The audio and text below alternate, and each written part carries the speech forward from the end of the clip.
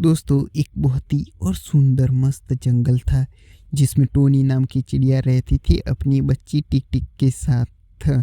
और टोनी बहुत ही गरीब चिड़िया थी। टोनी का पति का देहांत हो चुका था और वो कुछ करना चाहती थी, लेकिन टोनी के पास बहुत ही इतने सारा पैसा नहीं था। तो टोनी अपने दोस्त मिट्ठू के पास जाती है और कहती है कि मिट्ठू भैया मुझे कुछ काम दिला दो, मैं कुछ काम करना चाहती हूँ। अरे क्या बात कर रही है टोनी, तुम्हारे पास जो खेत है उसमें ही तुम कुछ कमा सकती हो जैसा कि मैं कमाता हूँ। तुम टमाटर की खेती करके बहुत ही अच्छा सारा पैसा कमा सकती हो। तो फिर क्या था, टोनी और टोनी की बच्ची दोनों टमाटर की खेती करते हैं और साथ में मिट्टू भी उनको साथ देता है टमाटर की खेती बड़ी करने में।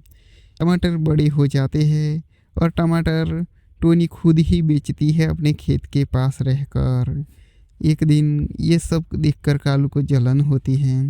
ये टोनी का धंधा तो बहुत ही जोरों शोरों से चल रहा है, मैं इस टोनी का धंधा तो चलने नहीं दूंगा। मेरे सब्जी का ठेला अगर नहीं चला तो क्या होगा, मुझे इस टोनी का धंधा बंद कराना पड़ेगा। यही सोचकर कालू टोनी के पास आता है और कहता है, टोनी टोनी तुम्हें इस जंगल में धंधा करना है तो आधे टमाटर मुझे बेचने पड़ेंगे और आधे तुम बेचोगी, तभी मैं तुम्हें धंधा करने दूंगा। और कालू दूसरे जंगल से टमाटर और आदि सब्जियां लाकर ऊंचे दामों में बेचता था और पक्षियों को बहुत ही लूटता था। तब टोनी यही सब बात सुनकर चील के पास जाती है।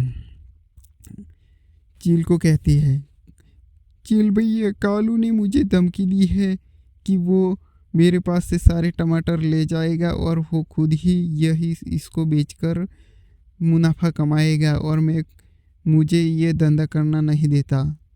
तब चिल को गुस्सा आता है और कहता है, जाओ कालू को बुलाओ और उसको जल्दी आने कहना। तब कालू आता है, क्या कालू तुम्हारी चर्बी आजकल बहुत ही बढ़ गई है, तुम दूसरे जंगल में सब्जी ला के यहीं पर बहुत ही ऊंचे दामों में बेचते हो और पक्षियों को लूटते हो।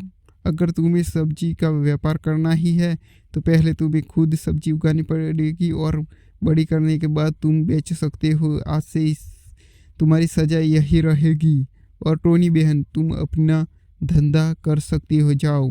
तब कालू हाथ जोड़कर गिड़गिड़ाने लगता है और टोनी को कहता है, टोनी बहन मुझे माफ़ कर दो, मुझसे गलती हो गई। तब टोनी बेचारी कह देती है, ठीक है कालू भैया मैं तुम्हें माफ़ कर देती हूँ, लेकिन किसी को लूटना मत। तब से कालू ईमानदारी से धंधा करने लगा और टोनी अपना बिजनेस और ज़ोरों शोरों से करने लगी और बहुत ही टमाटर बेचकर बहुत ही मुनाफा कमाया। तो दोस्तों ये कहानी आपको कैसे लगी हमें कमेंट में ज़रूर बता देना।